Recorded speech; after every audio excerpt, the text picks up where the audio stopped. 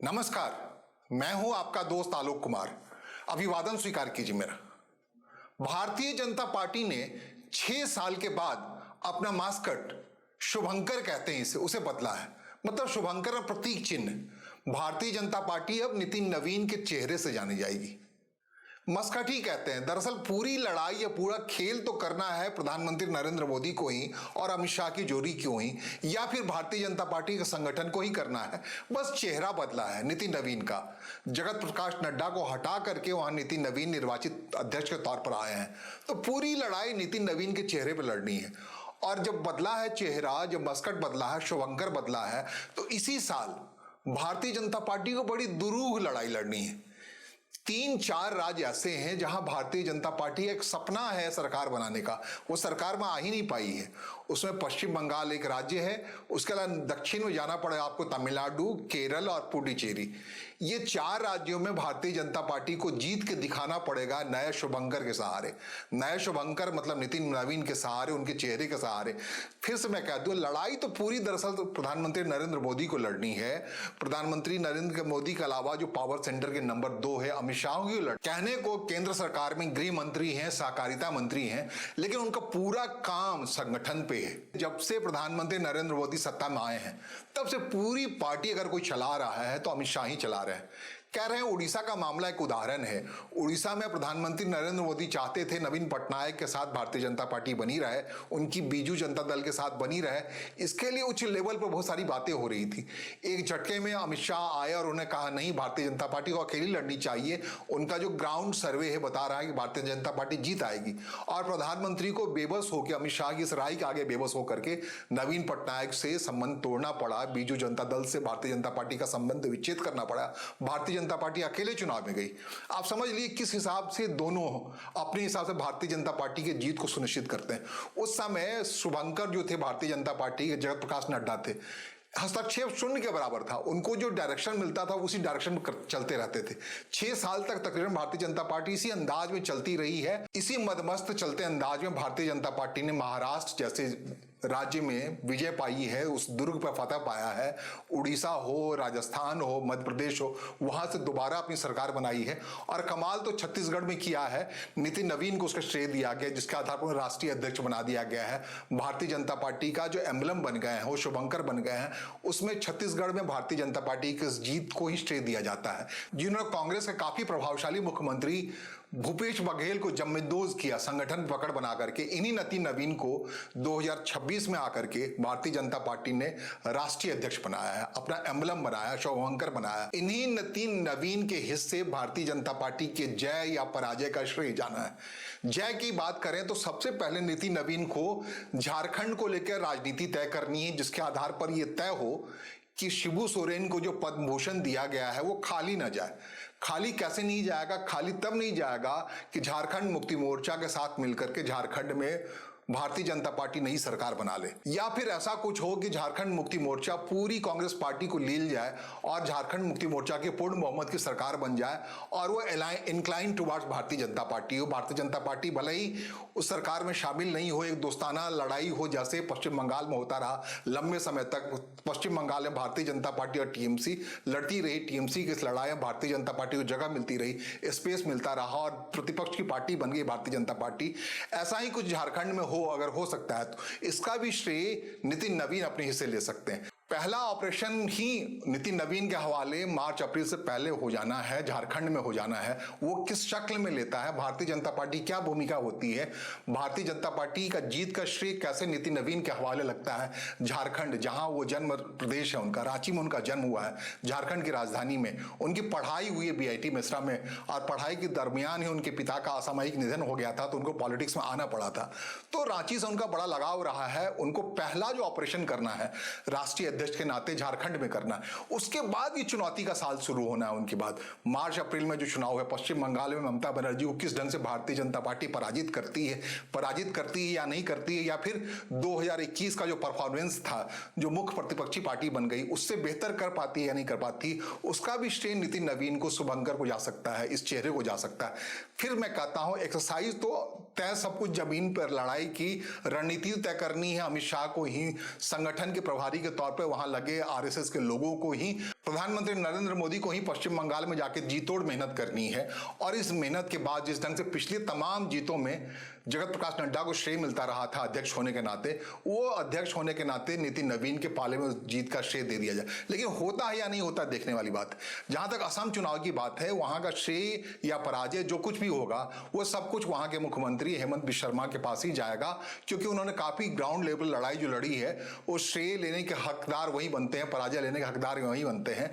असम ऐसा एक प्रदेश है जहां भारतीय जनता पार्टी केंद्रीय नेतृत्व का शून्य हस्तक्षेप है। मोटे तौर पे ये तय कर लिया वहां के मुख्यमंत्री हेमंत बिश्व शर्मा ने इस पूरी इस लड़ाई में, और वहां भी अप्रैल मई में चुनाव है, उसमें देखना है। लेकिन अगर पश्चिम बंगाल में कुछ चमत्कार हो जाता है, भारतीय जनता पार्टी की सरकार बन जाती है, तो ये नए शुभंकर के तौर पे जो नितिन नवीन आए हैं, सारा श्रेय उनको जाएगा। झारखंड के बाद पश्चिम बंगाल, और उससे ज्यादा जटिल लड़ाई है तमिलनाडु की। तमिलनाडु में भारतीय जनता पार्टी के लिए अमित शाह हो, प्रधानमंत्री हो, नितिन नवीन के एक्टिव होने से पहले, राष्ट्रीय अध्यक्ष बनने से पहले ही वहां सब कुछ तय कर रखा है उन्होंने, किस ढंग से एआईएडीएमके के साथ Bharatiya Janata party better alignment के साथ इस लड़ाई को लड़ने जा रही है, किस ढंग से वहां जो एक्टर विजय थलपति आए हैं उनको रोकने का उपक्रम किया जा रहा है, किस ढंग से वहां सरकार के खिलाफ, जो डीएमके की सरकार है उसके खिलाफ किस ढंग से एक नैरेटिव गढ़ा जा रहा है, कैसे वो सरकार हिंदू विरोधी है और तमिलों को प्रभावित करने के लिए तमाम कोशिशें की जा रही है वहां पर।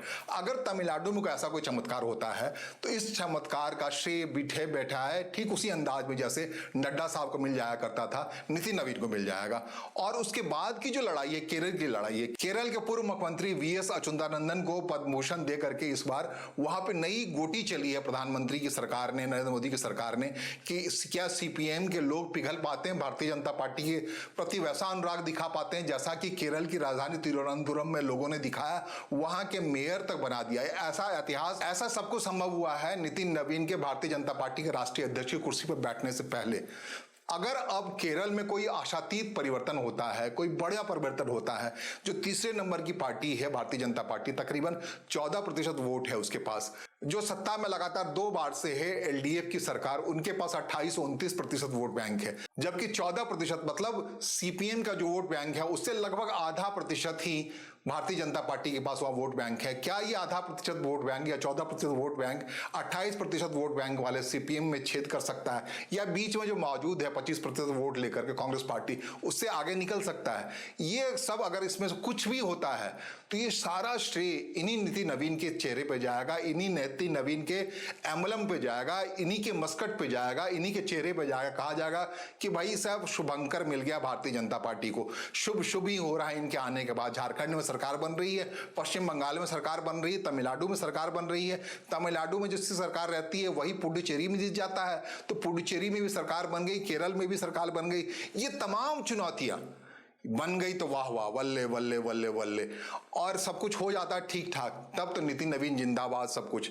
लेकिन अगर हारती है तो ये माना जाएगा कि ये मस्कट जो बदला गया या शुभंकर जो बदला गया है 6 साल के बाद भारतीय जनता पार्टी ने, वो उतना शुभ नहीं है, उतना जैसे ठीक वैसा ही जैसे कोई शुभंकर को ओलंपिक में तय किया जाता है, जैसा कि CWG गेम के लिए अहमदाबाद में पूरी तैयारी हो रही है, वहां का जो शुभंकर होगा अगर CWG गेम में बहुत बढ़िया परफॉर्मेंस कर लेता है तब सारा श्रेय दिया जाएगा प्रधानमंत्री को। देखिए प्रधानमंत्री थे, उन्होंने रहते हुए अहमदाबाद में CWG का गेम करा लिया, कॉमनवेल्थ गेम्स करा लिया, उसमें भारतीय टीम अमृत तालिका में 1 पर चली गई, तो सारा श्रेय जाएगा प्रधानमंत्री को, उसको, उस शुभंकर को, जो शुभंकर तय होगा उसके लिए। शुभंकर या मस्कट तय करने का एक विधान होता है जो तय करता है कि इस साल से इस टेन्योर तक या इस टेन्योर तक कौन सा व्यक्ति था भारतीय जनता पार्टी का अध्यक्ष, उस दरमियान क्या कुछ हुआ, इतिहास रचा जाता है। अगर भारतीय जनता पार्टी को इन विषम राज्यों में सफलता मिल जाती है तो जाहिर तौर पर शुभंकर, नितिन नवीन शानदार कहलाएंगे, इतिहास में उनका नाम स्वर्णाक्षरों में लिखा जाएगा।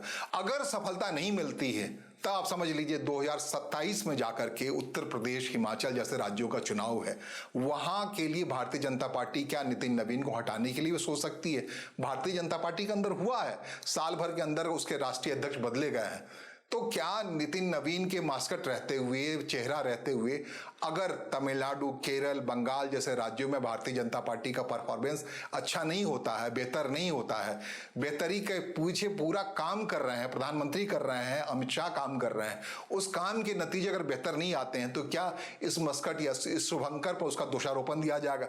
या अच्छा हो जाता है, आशातीत सफलता मिल जाती है तो क्या सारा श्रेय नितिन नवीन ले जाएंगे, जिसके लिए काफी समय तक जगत प्रकाश नड्डा ने अपने नेतृत्व में तैयार किया था पूरा संगठन। क्या तैयार किया था मोटे तौर पर, वो भी रेयर ऑफ द रेयर हस्तक्षेप करते थे संगठन के कामकाज में। जो कुछ ऊपर से आदेश आता था, संगठन सचिव के तौर पर जो कुछ मिल जाता, संगठन महामंत्री जो उनको दे देता था, संगठन महामंत्री भी क्या BL संतोष बिल्कुल प्रधानमंत्री के इशारे पे चलते थे या अभी भी चल रहे हैं। आने वाले दिनों में संगठन सचिव कौन बनते हैं, संगठन महामंत्री कौन रहते हैं, नितिन नवीन की टीम में जाहिर तौर पर RSS से ही बिलोंग करने वाला कोई व्यक्ति हो सकता है। बहुत हद तक मुमकिन है कि BL संतोष को ही संगठन महामंत्री रखा जाए। तो ये सारे एक्सरसाइज ये लोग करेंगे, लेकिन श्रेय हार या जीत का नितिन नवीन को मिलना है। इसलिए आज से 2026 का ये साल भारतीय जनता पार्टी के साथ साथ नितिन नवीन के लिए बहुत महत्वपूर्ण है, क्योंकि अगर सफलता मिल जाती है, जैसे छत्तीसगढ़ में उन्होंने सफल करके दिखाया भारतीय जनता पार्टी को, एक असंभव से जीत दिलवा के दिखाया, उसके बाद उनको ये तमगा मिला है राष्ट्रीय अध्यक्ष का। उसके आधार पर ही राष्ट्रीय अध्यक्ष के तौर पर अपना शुभंकर तय किया भारतीय जनता पार्टी के नेताओं ने नितिन नवीन के नाम पर। तो उसको अगर कंटिन्यू रखना है तो इस साल का प्रदर्शन बहुत इंपॉर्टेंट है। इसलिए इंपॉर्टेंट है कि 2027 में अग्नि परीक्षा होनी है। तमिलनाडु हार मुमकिन है, बंगाल की हार संभव है, केरल की हार संभव है, लेकिन भारतीय जनता पार्टी अगर उत्तर प्रदेश की जीती हुई बाजी हार जाती है, लगातार तीसरी बार जीतने के लिए उत्तर प्रदेश में भारतीय जनता पार्टी को उतरना है 2027 के चुनाव में। योगी आदित्यनाथ के चेहरे पर उतरना है या किसके चेहरे पर उतरना है, ये तय करना है नितिन नवीन के चेहरे को। चेहरे को जब कह रहा हूं तो जाहिर तौर पर चेहरा रहेगा नितिन नवीन का। तय तो करेंगे प्रधानमंत्री नरेंद्र मोदी और अमित शाह ही। और इसी साल बहुत कुछ होना है 27-28 के आसपास। कहते हैं महिला आरक्षण को लेकर फैसला होना है। आने वाले समय में जो परिसीमन का काम पूरा हो जाएगा, लोकसभा की संख्या बढ़ जाएगी 2029 के चुनाव तक। महिला आरक्षण को लेकर के बड़ी संख्या महिलाओं को टीटार्थी के तौर पर तैयार करना होगा भारतीय जनता पार्टी को। ये सारी जिम्मेदारी 2026 की जीत के बाद नितिन नवीन के हिस्से में आना है। कहते हैं भारतीय जनता पार्टी का जो महत्वपूर्ण साल है, अगला 3 साल 2026, 27, 28 और 28 में, जब 28 में जाकर इनका कार्यकाल पूरा होगा 29 के शुरू में, तो जाहिर तौर पर साल भर का एक्सटेंशन मिलेगा इनको, ताकि लोकसभा का चुनाव जो मई में ड्यू है 2029 के, वहां तक ये राष्ट्रीय अध्यक्ष रहे। तो नितिन नवीन के हिस्से बहुत कुछ आना है, लेकिन ये साल बहुत महत्वपूर्ण है जिसमें तय करना है। और तुरंत जो तय करना है नितिन नवीन को, यही तय करना है क्या झारखंड में भारतीय जनता पार्टी अपनी सरकार झारखंड मुक्ति मोर्चा के सहयोग से बनाती है, या ठीक उसी अंदाज में झारखंड मुक्ति मोर्चा के साथ सरकार बनाती है जिस अंदाज में भारतीय जनता पार्टी ने बिहार में लंबे समय तक नीतीश कुमार के नेतृत्व में सरकार चलाई है। कि भारतीय जनता पार्टी तैयार है क्या हेमंत सोरेन या उनकी पत्नी कल्पना सोरेन के नेतृत्व में बनने वाली सरकार में शामिल होने के लिए? ये परिवर्तन होना है नितिन नवीन की मौजूदगी में होना है। या कहते हैं कि श्री गणेश कहां से करेंगे नितिन नवीन? नितिन नवीन बने हैं राष्ट्रीय अध्यक्ष, तो उनके अभियान की शुरुआत कहां से होगी? क्या झारखंड से होगी, या फिर परीक्षा में जो उतरने जा रहे हैं केरल, तमिलनाडु, पश्चिम बंगाल या असम या पुडुचेरी, इन राज्यों के चुनाव परिणामों से उनकी परीक्षा का रिजल्ट आएगा। फिलहाल मुझे सुनने और समझने के लिए आपका आभार। नमस्कार, धन्यवाद।